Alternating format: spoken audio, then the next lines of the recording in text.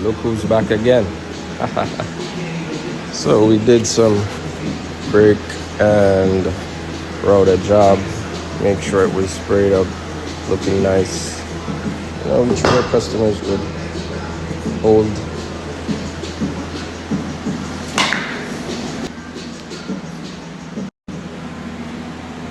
Just the same, as you can see, old, new. For these, we'll see what I go on with them yeah, after. But this caliper is seized, so we might have to replace it. Let's see what I go on. And what do we have here? Looks all brand new, huh? Ha ha ha. This is what we do.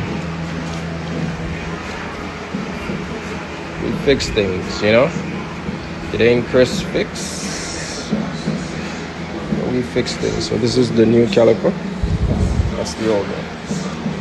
And the old rotor. Everything looks nice now. You know what I mean?